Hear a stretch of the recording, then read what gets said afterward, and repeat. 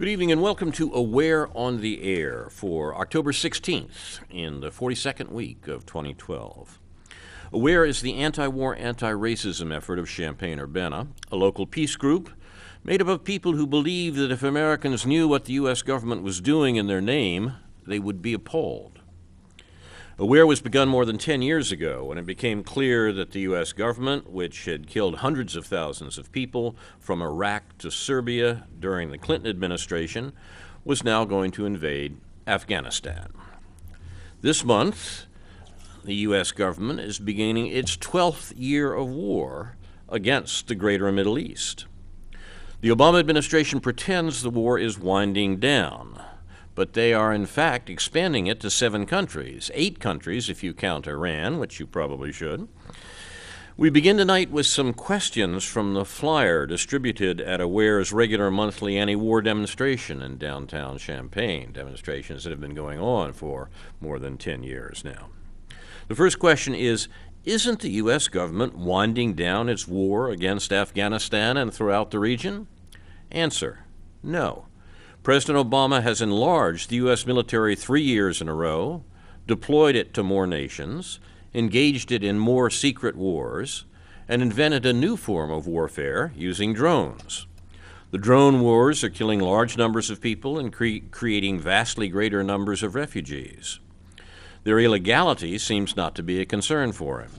Neither was his war in Libya, conducted despite the opposition of Congress, and the current U.S. role in the civil war in Syria, unilaterally announced by the White House. These are in addition to a war in Afghanistan that Obama tripled in size and intends to continue for 2.5 more years, and then continue at an unspecified smaller scale for at least 10 more years, according to an agreement that he signed in Afghanistan in May of 2012. Question 2. But didn't the U.S. invade Afghanistan in 2001 because of 9/11 to stop terrorism? Answer, no. The Bush administration began bombing Afghanistan on October 7, 2001, a month after the attacks of September 11th, supposedly to get the planners of the attack. The government of Afghanistan, the Taliban Party, an Islamic reform movement, said that they would deliver Osama bin Laden and associates to a third country for trial if the U.S. provided some proof that they were responsible for the 9/11 attacks. The U.S. government refused to do so, and then changed its war aim to removing the Taliban government. The U.S. interest in Afghanistan, long before 9/11, is indicated by the nickname Pipelinistan, which was given to it by the excellent reporter Pepe Escobar.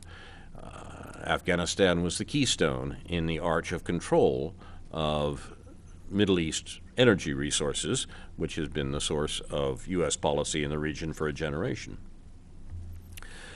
But didn't the U.S. invade Iraq in 2003 because of 9/11 to stop terrorism? Answer, no. The Bush administration invaded Iraq on March 19, 2003, to destroy the non-existent weapons of mass destruction allegedly possessed by its former client, Saddam Hussein. The claim of propagandists like the late Christopher Hitchens that Iraq was connected to the 9/11 attacks was universally recognized as false. As for the real reason for the U.S. invasion and occupation that killed 1 million people in Iraq, it's been pointed out that if the major product of Iraq were asparagus, the U.S. would not have sent half its army there. Question 4. So what's the real reason for 11 years of war, with more to come by the Bush and Obama administrations? Answer, oil. It has been the American government's policy in every administration since World War II to control Mideast energy resources. Quote, a stupendous source of strategic power and one of the greatest material prizes in world history, as the State Department said then. In the 1950s, President Eisenhower called the Persian Gulf the most strategically important area of the world because of its strategic position and resources. That hasn't changed. Today, the U.S. government is threatening, invading, and occupying countries from Libya to Pakistan and from Central Asia to Central Africa, a vast circle with a more than 2,000-mile radius around the Persian Gulf, sometimes called the Greater Middle East. The U.S. military calls it Central Command. Jason, is it possible to put that Central Command map up? Would that show on the screen? The region, there we are. The region in question there, basically the region in color in the map, has the world's greatest concentration of oil and natural gas, and our government is spending hundreds of billions of dollars month after month to control it. Control, and not just access to these energy resources, is what the government demands. We, in fact, import very little oil from the Mideast, no more than we export from the U.S. But control of Mideast oil gives the U.S. an unparalleled advantage over countries in Europe and Asia that are our economic competitors. The Obama administration's innovation is to add assassinations by drone or death squad.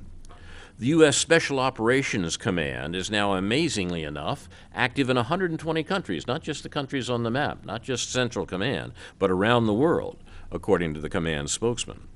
President Obama has killed men, women, and children, including American citizens, with drone attacks on Afghanistan, Iraq, Libya, Pakistan, Somalia, and Yemen, countries with which we're not at war, and some of which are supposed to be our allies.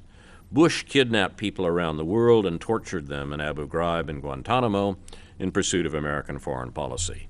Obama simply murders them.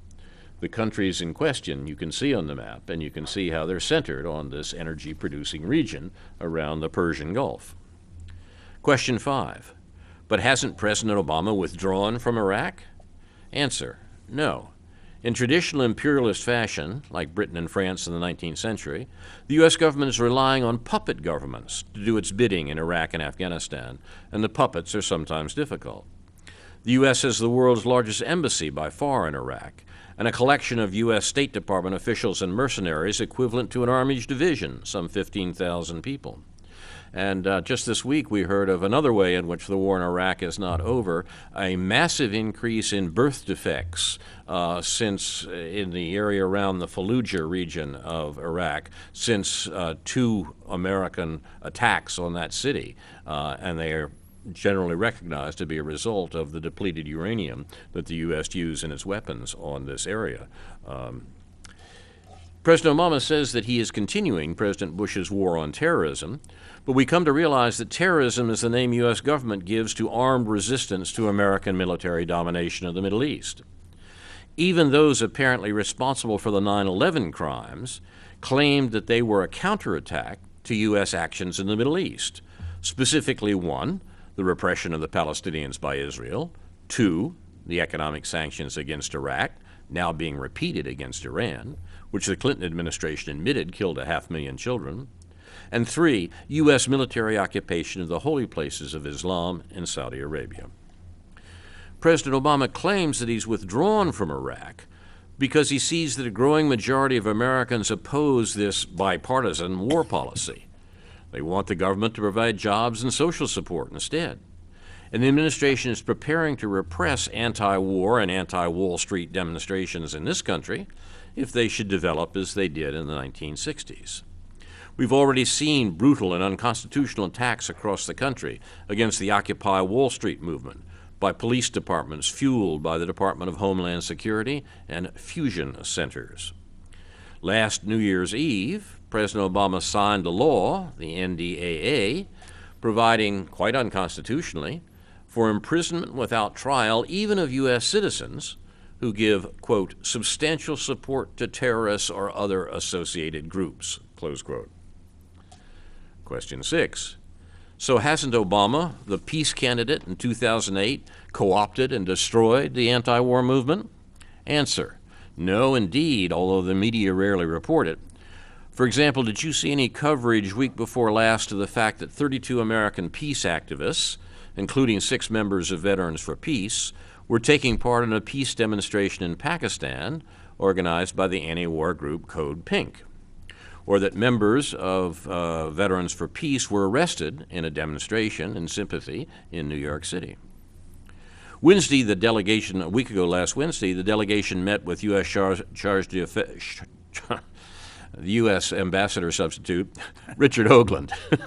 U.S. peace activist Robert Naiman, a friend of Aware, asked about reports of secondary attacks on rescuers of drone victims, the so-called double taps. Ambassador Hoagland denied that rescuers were targeted, but not that strikes are launched on the same location that was just struck minutes before by another drone. Hoagland also said that he agreed with President Obama that the number of civilian deaths was near zero, but later seemed to contradict himself when he said that number he believed was accurate, that the accurate number was in, quote, 2 digits. When asked to be more specific as to whether the number was closer to 10 or 99, the 2 digits, he declined. In fact, the independent assessments suggest that close to 1,000 civilians have been killed by these drone attacks, and more than 100 of them confirmed as children. Question 7. What can be done here in Champaign-Urbana? If you object to the Obama administration's conducting illegal and unjustified wars and misrepresenting the reasons for them, you can call your Illinois senators, Dick Durbin and Mark Kirk, and your representative in Congress, Tim Johnson. Their Washington offices can be reached through the switchboard, the congressional switchboard at 202-224-3121. 202-224-3121. You simply identify the state you're calling from, and you will be connected to your senator or representative.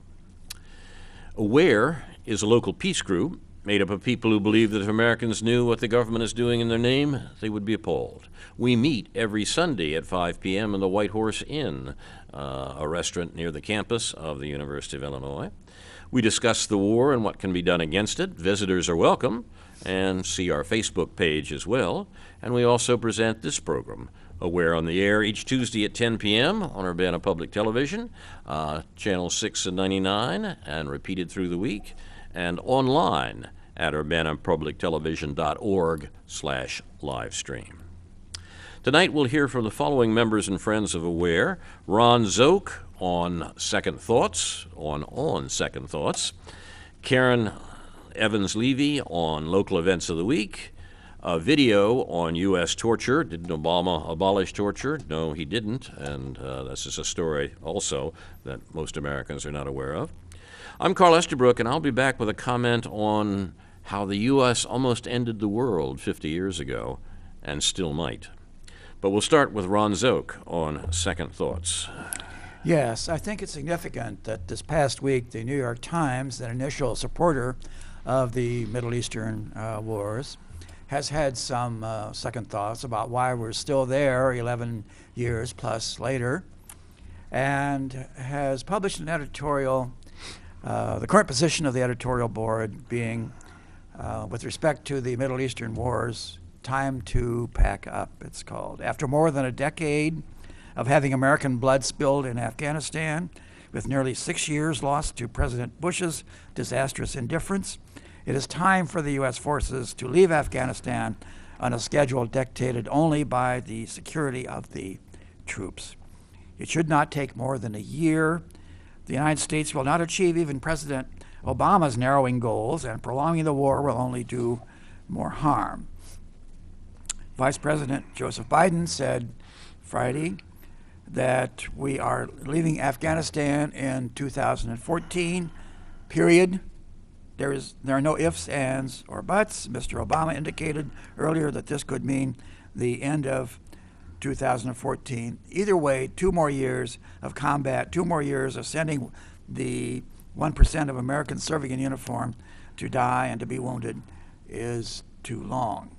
So this is saying that we can and should get out earlier, minimizing losses as we withdraw. What we've actually committed ourselves to, apparently, is staying in Afghanistan through 2014, and then, of course, if conditions will change, they will say, well, it's different now, and we need to stay on. What this hides, apparently, is this refers only to combat units, and there will be thousands of private contractors still left in Afghanistan and around the Middle East generally. Training units and these other dodges that are used to keep people there under various pretexts and wearing various labels. So, is the war over? Of course not. Is it being drawn down somewhat? Well, that's arguable. But there are many people who are arguing against that, because this will not only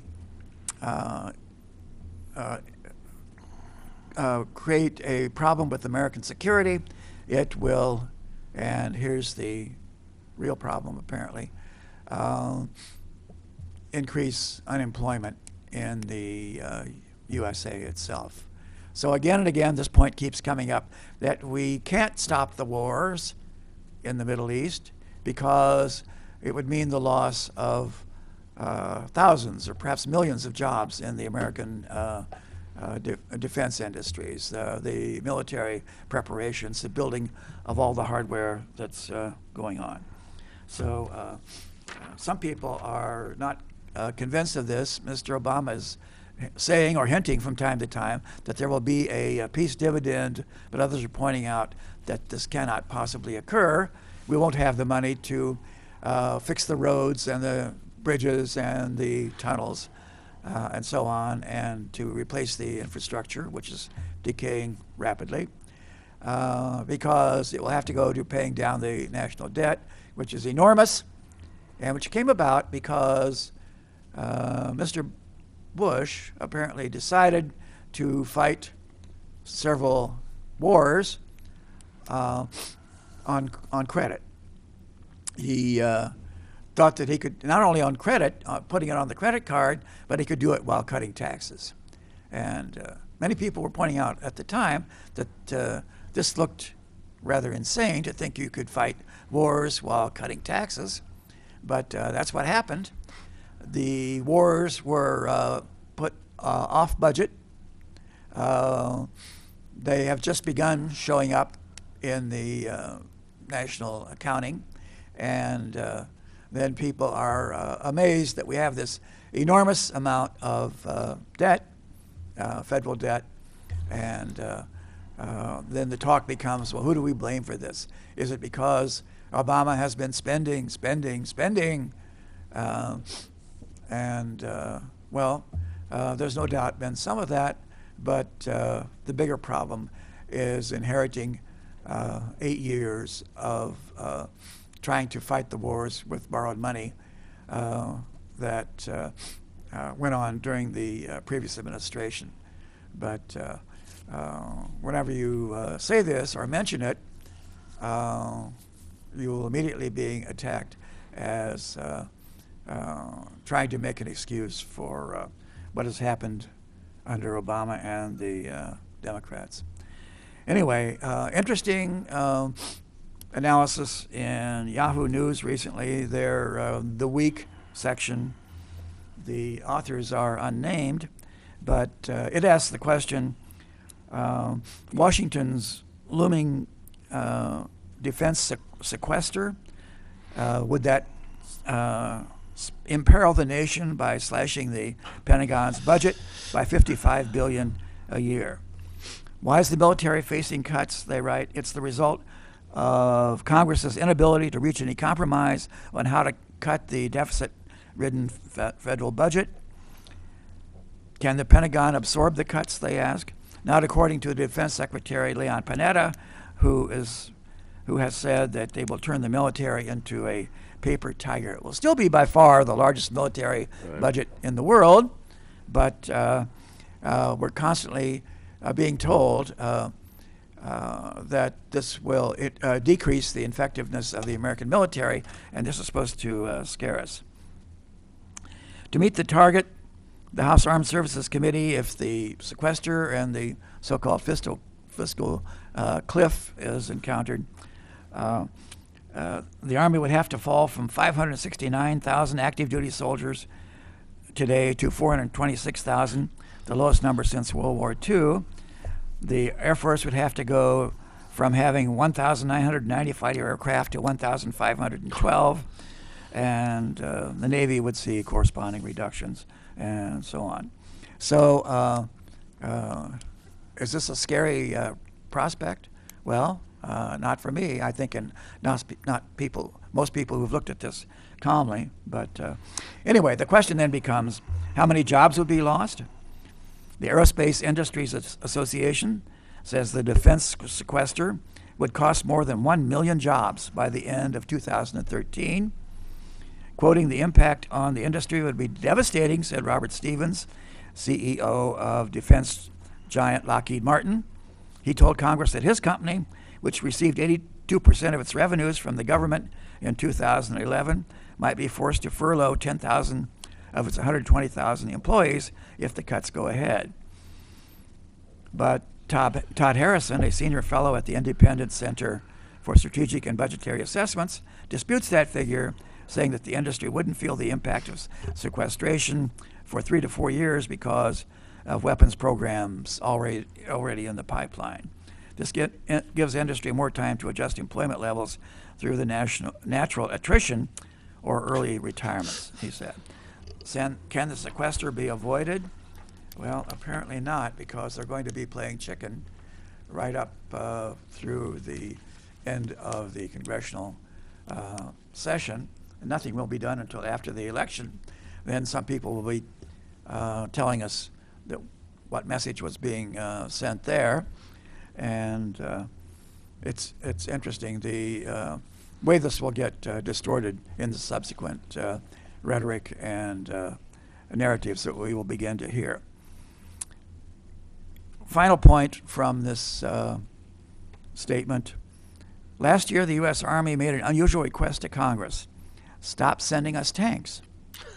The plea was issued after legislators ignored the Army's objections and approved a defense appropriations bill that included $255 million for 42 new M1 Abrams tanks, with 2,300 M1s already deployed around the world and 3,000 more sitting idle at a base in California's Sierra Nevada mountains. The military said it simply didn't need any more tanks. But Ohio politicians pushed for the extra M1s so as to keep open an 800-worker tank plant in the state.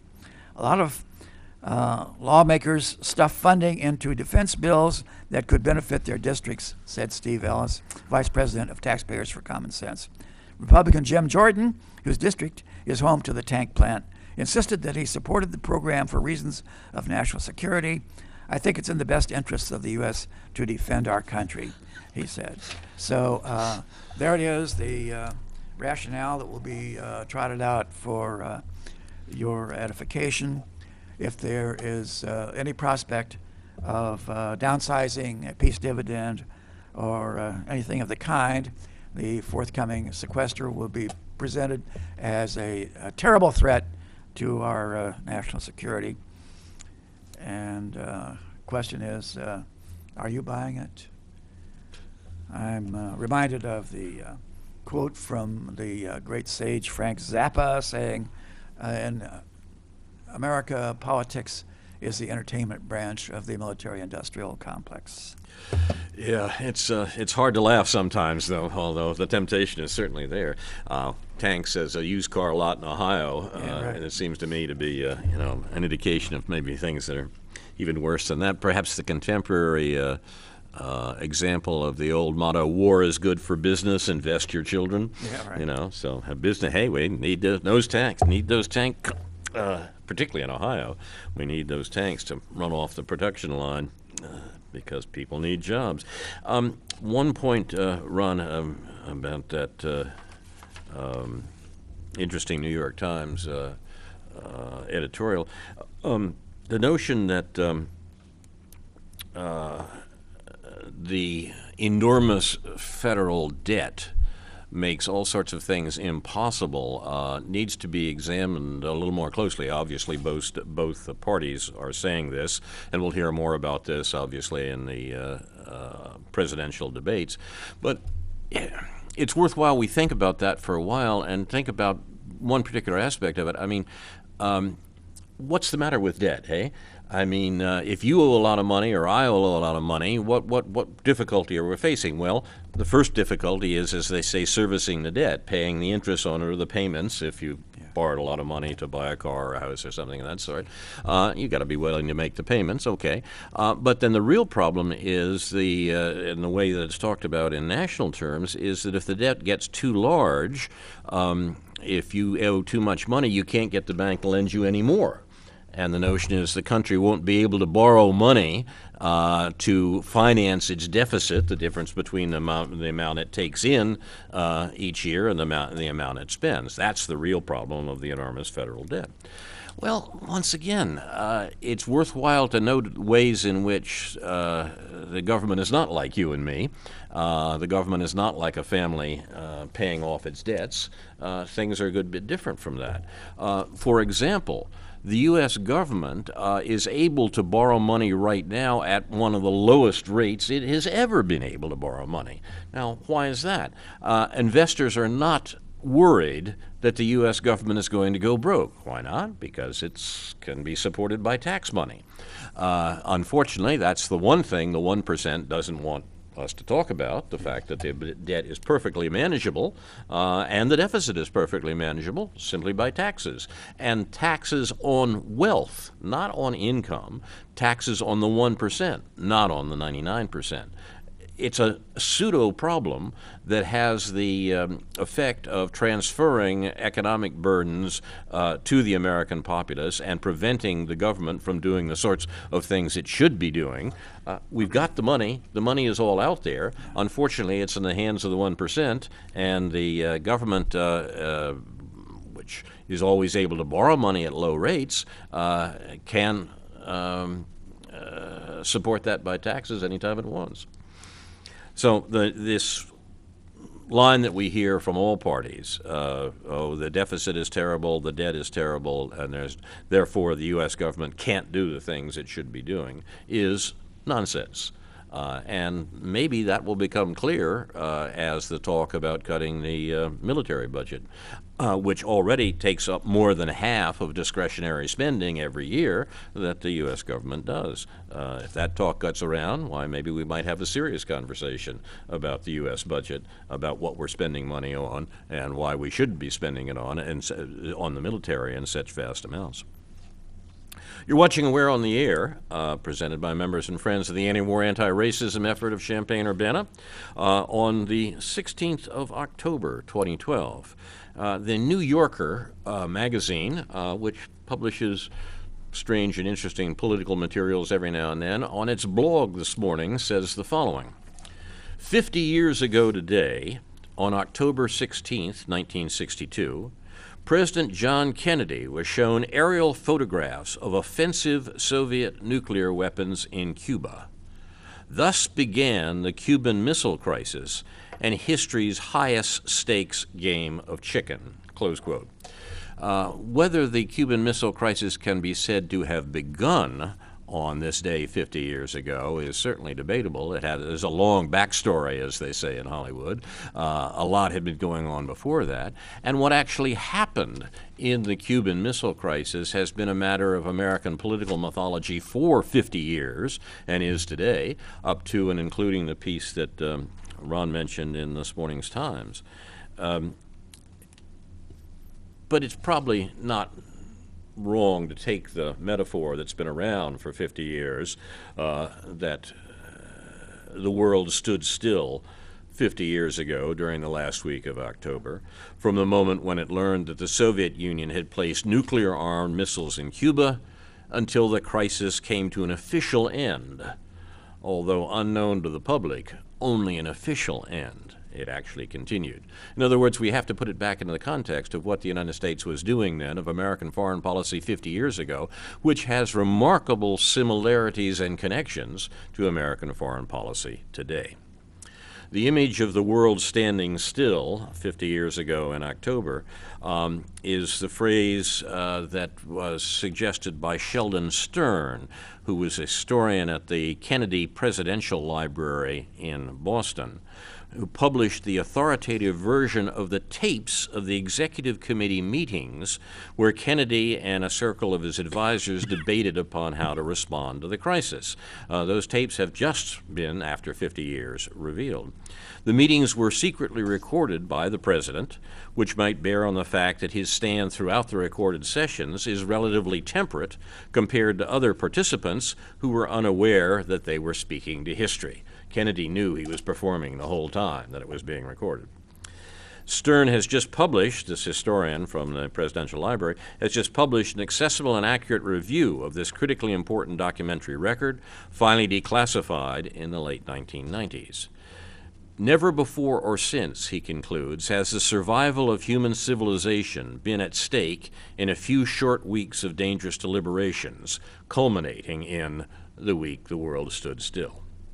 There are good reasons for that concern. A nuclear war was all too imminent, a war that might destroy the Northern Hemisphere, President Dwight Eisenhower had warned.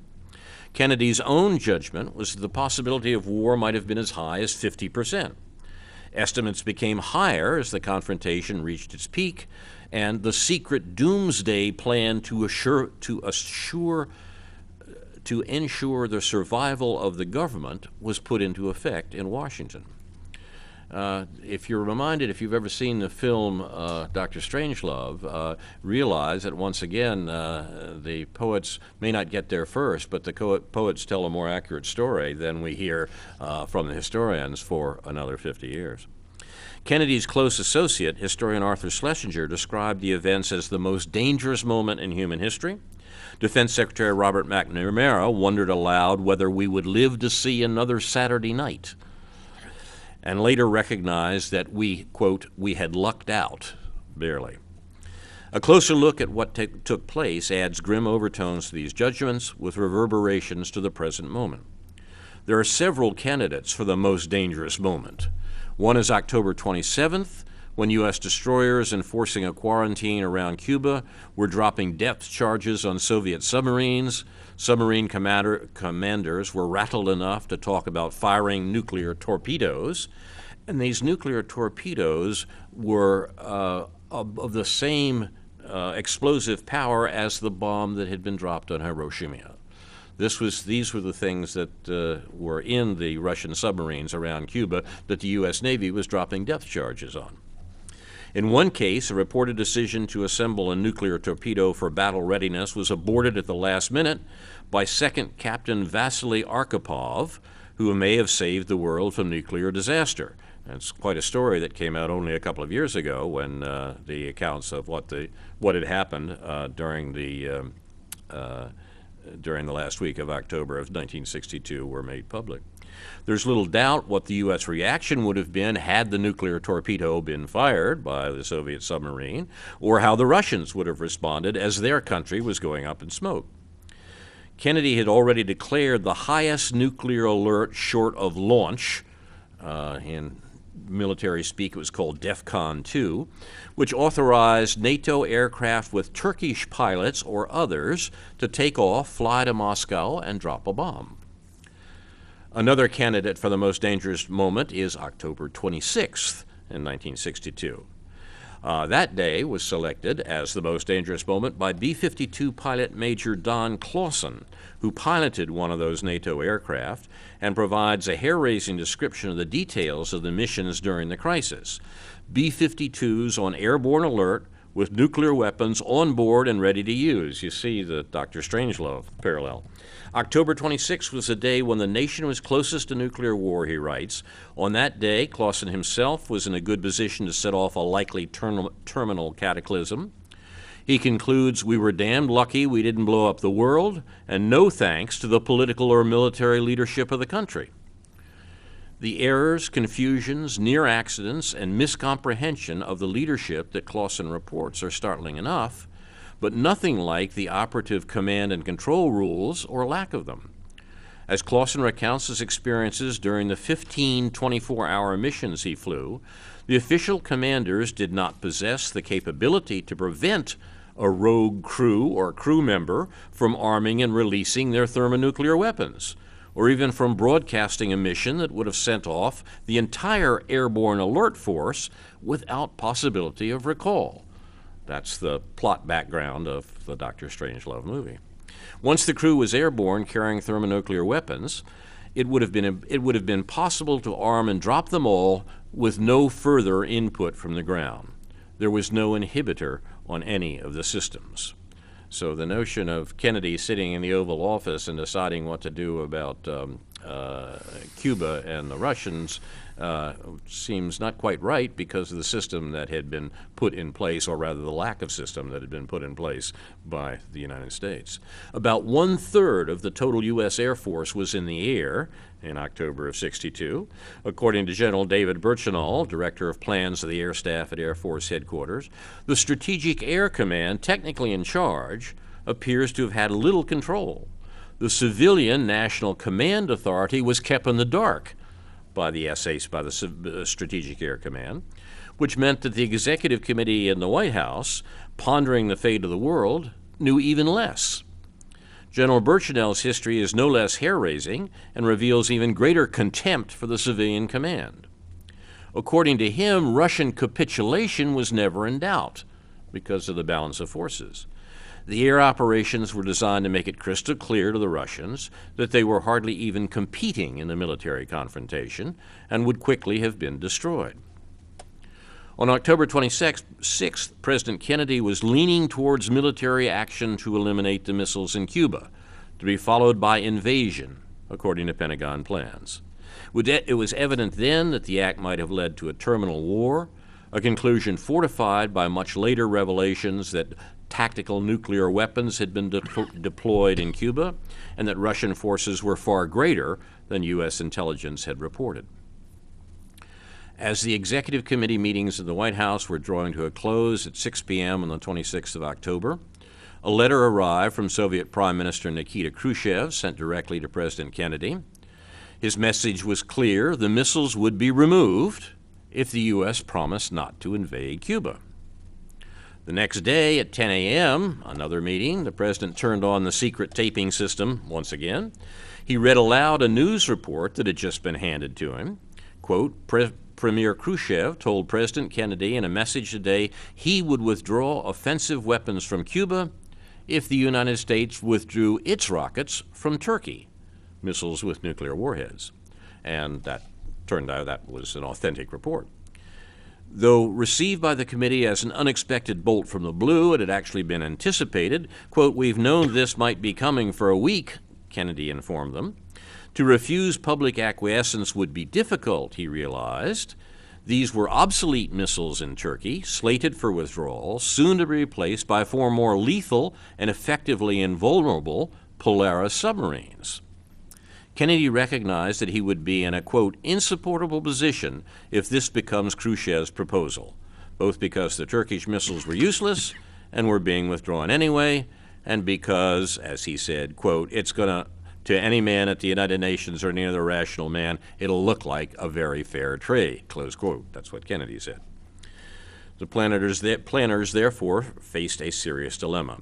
They had in hand two somewhat different proposals from Khrushchev to end the threat of a catastrophic war, and each would seem to any rational man, said Kennedy, to be a fair trade. How then to react?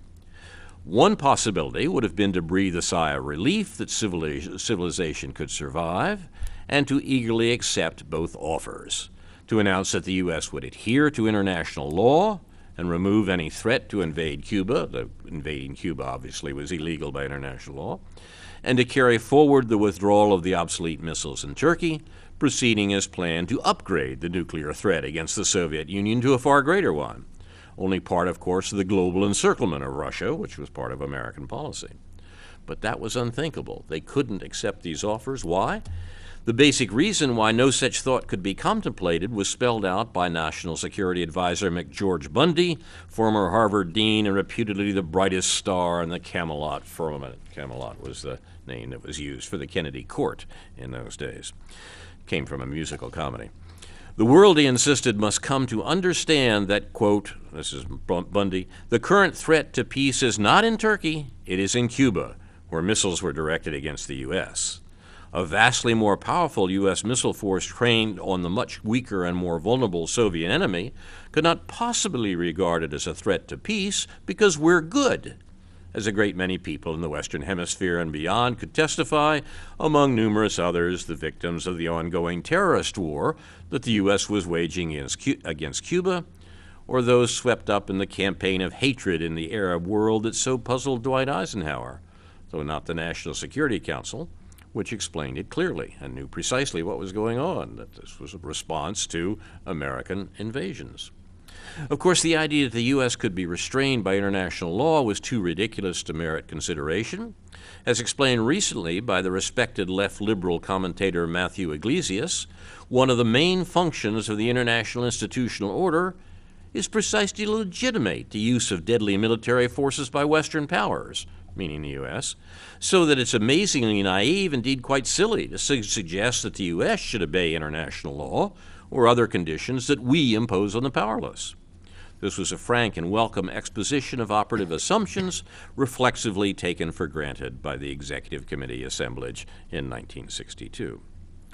In subsequent colloquy, President Kennedy stressed that we would be in a bad position if we chose to set off an international conflagration by rejecting proposals that would seem quite reasonable to survivors if there were any.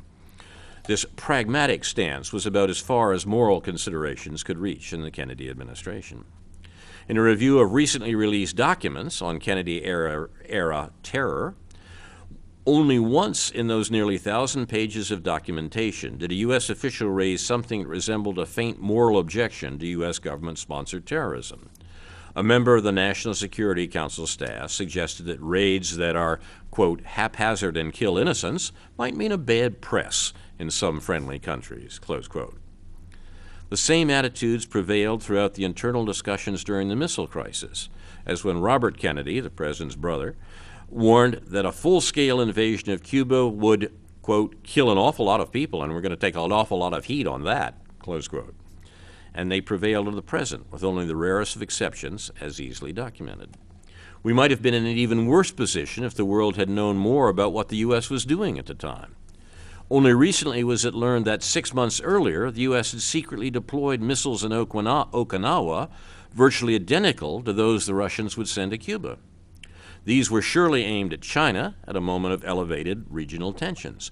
To this day, Okinawa remains a major offensive U.S. military base over the bitter objection of its inhabitants, who right now are less than enthusiastic about the dispatch of accident-prone V-22 Osprey helicopters to the U.S. military base there, which is located in the heart of a heavily populated urban center. In the event, in 1962, the U.S. pledged to withdraw the obsolete missiles from Turkey, but would not do so publicly or put the offer in writing because it was important that it be seen that Khrushchev was the one who was capitulating. So the Kennedy administration was willing to do it so long as it was kept secret. To be sure, when Russia withdrew Cuba's only deterrent against an ongoing U.S. attack, with a severe U.S. threat to proceed to direct invasion still in the air, and quietly departed from the scene, the Cubans would be infuriated, as in fact they understandably were. Kennedy also made an informal pledge not to invade Cuba, but with conditions, not just the withdrawal of the missiles, but also a termination of any Russian military presence, unlike Turkey on Russia's border, where nothing of the kind could be contemplated. When Cuba is no longer an armed camp, then we probably wouldn't invade, in the president's words. And in this morning's New York Times, there's a revelation of a new document about how the U.S. military went on to continue to plan to invade Cuba even after this point, and indeed use nuclear weapons in Cuba to make the invasion successful, because the earlier Kennedy administration invasion of Cuba, just after Kennedy came in office, the so-called Bay of Pigs, had been unsuccessful, and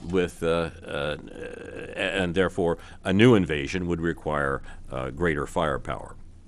Now, throughout the Kennedy administration, political subversion had been a constant theme, invoked, for example, in the previous administration when Eisenhower overthrew the parliamentary government of Guatemala and plunged that tortured country into an abyss from which it has yet to emerge.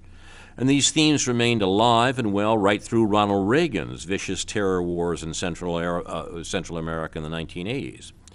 Cuba's political subversion, as it was the excuse offered by the United States for why we might want to use nuclear weapons on Cuba, consisted of support for those resisting the murderous assaults of the U.S. and its client regimes, and sometimes even perhaps, horror of horrors, providing arms to the victims. Now, there's a parallel here, a contemporary parallel that's pretty clear. Ron, you've often pointed out that the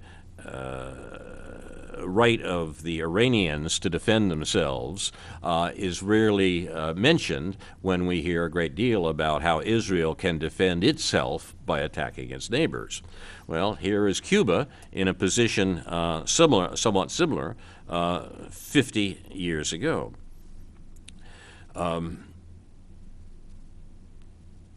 The missile crisis officially ended on October 28th of 1962. The outcome was not obscure. That evening, CBS News reported that the world had come out, quote, from under the most terrible threat of nuclear holocaust since World War II, with a humiliating defeat for Soviet policy, which was what the Kennedy administration had insisted upon. Khrushchev's agreement to capitulate, to remove the defensive weapons from Cuba, had indeed saved the world from the threat of nuclear destruction, according, once again, to those contemporary accounts. The crisis wasn't over, though, as even this morning's New York Times points out. On November 8th, the Pentagon announced that all known Soviet missile bases in Cuba had been dismantled, and on the same day, a sabotage team sent from the Pentagon attacked Cuba, a factory, a Cuban industrial facility, killing 400 workers in Cuba. That is the campaign of subversion, what we call now, what the Obama administration now calls special operations, that continued against Cuba. The Soviets could only see the attack as an effort to backpedal on what was for them the key question remaining: American assurances not to attack Cuba. Kennedy's terrorist campaign, called Operation Mongoose, we would certainly regard as more than ample justification for war if it was directed against the United States. On August 23, 1962, the President had issued National Security Memorandum Number 181, a directive to engineer an internal revolt in Cuba that would be followed by U.S. military intervention. And this policy continued throughout the Kennedy administration.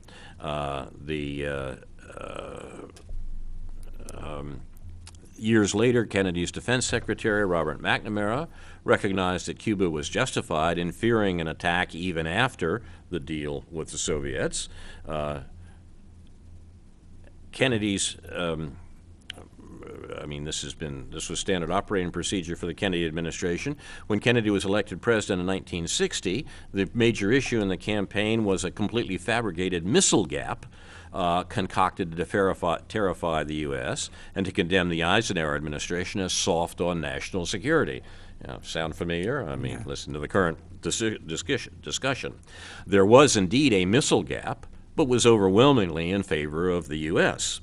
The Russians, of course, were well aware of their relative weakness and vulnerability. They were also aware of Kennedy's reaction when Khrushchev offered to sharply reduce offensive military capacity and proceed to do so unilaterally. That indeed had happened in the early part of the Kennedy administration, and the Kennedy people had turned it down. So if we look at the events of the actual Cuban Missile Crisis, what we find is an America ready and willing to open up a nuclear war and a system of control, and the term isn't even quite right, a system of war-making that made that ever more likely, regardless of what the Kennedy administration actually decided. And the Kennedy administration was willing to accept a 50% chance of nuclear war in order to not look bad on the world stage by doing a deal with the Soviet leadership over missiles that were obsolete already that the U.S. had in Turkey.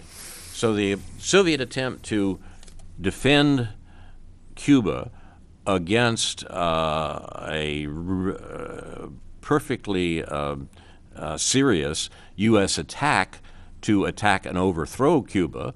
The U.S. Attitude toward Cuba was we couldn't have an example of a successful revolution here right in our own backyard, and therefore the Cuban government had to be overthrown. And the Soviet willingness to defend that revolution led to the United States coming extremely close to a terminal nuclear war. The lesson, in fact, in the event, the war was avoided by Khrushchev's willingness to accept Kennedy's demands, and we can't count on that sort of sanity forever. It's a near miracle that nuclear war has been so far avoided. There's more reason than ever to attend to the warning of Bertrand Russell and Albert Einstein almost 60 years ago that we must face a choice that is stark and dreadful and inescapable. Shall we put an end to the human race, or shall mankind renounce war? Happy 50th anniversary, Ron. Yes. Well, it's interesting to reflect what else was going on at the same time. There was something in the air, enormous tension and anxiety. Remember, in the early 60s, the culture storm of the later 60s was building, the so-called Youth Rebellion, and the war in Vietnam was ramping up. Some of it was going on secretly at the time, and of course it erupted in the mid-60s and later. How much of this was seeping out of Washington into the general culture, and we came close to a vast national nervous breakdown, it seems. And I think a lot of it was the result of this kind of thinking going on in Washington, and it inevitably, I think, was reflected elsewhere in the country. This anxiety, tension, nervousness that became so much a part of this scene in the later 60s. You see, I would see less as a nervous breakdown, an interesting notion, but I mean, what we're actually seeing here is the working out of consistent American military and foreign policy, military and foreign policy that has not changed in 50 years. I mean, the connection with Vietnam is absolutely appropriate. Remember, it was the Kennedy administration that earlier that very same year had sponsored the major invasion of South Vietnam. We talk about the Vietnam War, but remember, the war was always against South Vietnam, the part of the country that refused to accept the government that we had picked out for them after the end of the anti-colonial revolution in Vietnam against the French, the former colonial masters. The U.S. was willing to kill 4 million people, basically, to insist that this country have the sort of government that we insisted upon. And the parallels with Cuba are great. I mean, what the U.S. was insisting on in South Vietnam was essentially what it was insisting on in Cuba, too, that these governments that aren't going to follow American orders get out of the way and make way for a government that would follow American orders, such as the one the Castro Revolution had overthrown. And this is, this continuity of American policy is what led to the national nervous breakdown. I still wonder whether that's the best way to say it. Right. Certainly the fear was stoked by the government, the fear of the spread of communism and the fear of nuclear war in the specific case of the Cuban Missile Crisis, a nuclear war that the U.S. was essentially responsible for if it had happened. So the use of fear, the nervous breakdown, such as it was, came from the fear that was stoked by the American government in order to get popular approval of its policies. The U.S. government knew perfectly well what it was doing. It wasn't reacting out of fear. It was reacting out of a long-term policy of international control. Well, they could manipulate and arouse fear. Exactly. Yes. Exactly. Then, well, that created the background condition then for this initial enthusiasm for war, and again, we've seen the second thoughts that have emerged Again, a lot of people supported the war in Vietnam and thought it was a good idea, if not necessary, to contain communism there. And so the same thing happened in the early 2000s with the Middle Eastern War, Afghanistan, and Iraq. And it keeps happening again and again. The initial war fever, and then people start having second thoughts about it. And I think the New York Times editorial is another indication of this dynamic that keeps going on. But will people ever learn? There's the initial enormous excitement about war, and then the later disillusionment. And it seems to just keep going on and on and on as people discover that they were fooled. It was all a crazy quest for some elusive goal of security that will never be achieved. And can we get over it? I don't know. The importance of second thoughts, perhaps, as you suggest. You sometimes want to think of the American government in the terms that were applied to the restored French monarchy in the 19th century, that they had learned nothing and forgotten nothing. Right. And it's, well, as we look at the Obama administration repeating vis-a-vis Iran what the Kennedy administration did vis-a-vis Cuba, you wonder whether maybe that's not so. Today's Tuesday, October 16th. It's Terror Tuesday, as the administration calls it, when President Obama adds names to his kill list for summary execution and his civilian killing double taps. Tonight, you've been watching Aware on the Air for the 42nd week of 2012, presented by members and friends of Aware, the anti-war, anti-racism effort of Champaign-Urbana, a local peace group. Remember, Terror Tuesdays are secret, except when the president wants to boast about how many people he's killed in the New York Times to improve his election chances. And government lawyers refuse to tell a federal judge whether they're following her orders not to put people in jail who reveal U.S. war crimes. The Obama administration's frenzied attempts to appeal her decision that indefinite detention without trial is unconstitutional suggests that they're already using it against enemies of the state, like Julian Assange, including U.S. citizens. As WikiLeaks shows, we can oppose our government's criminal actions with publicity, and that's what we try to do here at Aware on the Air. Our programs are available on YouTube and Facebook. Look for Aware. Thanks to Jason Liggett of UPTV. If you liked our program, you might want to look at these other programs here on Urbana Public Television. Weekdays, 7 a.m., Democracy Now! With Amy Goodman, 8 a.m., The Big Picture with Tom Hartman, and noon, The David Pakman Show. Wednesday, tomorrow at 7 a.m., a Democracy Now! Special, an extended 2-hour post-debate edition of the daily newscast with highlights from the second presidential debate. Green Party nominee Jill Stein, Justice Party nominee Rocky Anderson, and Constitution Party nominee Virgil Goode will join the Democracy Now! Staff live on the show to offer responses to the same questions asked to President Obama and Mitt Romney. Libertarian Party presidential nominee Gary Johnson has also been invited. At 5:30 p.m. tomorrow here on UPTV, the European Journal, at 11 p.m., Aware on the Air. Thursday, at 1 p.m., the Populist Dialogues, Economic and Social Inequality is Detrimental to Humanity, a discussion with Unitarian Social Justice Minister Kate Lohr. At 1:30 p.m. on Thursday, White House Chronicle, Robert W. Mary, editor of the National Interest, discusses his most recent book, Where They Stand, The American Presidents in the Eyes of Voters and Historians. And at 5:30 p.m., In Focus, Currency in Crisis, about the Chancellor of Germany and the Euro. On Friday the 19th at 2 p.m., the Tom Hartman program, a live nationwide call-in. The first hour is a call-in with U.S. Senator Bernie Sanders. At 5 p.m. on Friday, the European Journal. And at 7 p.m. on Friday, News from Neptune, a repeat this week, as a matter of fact.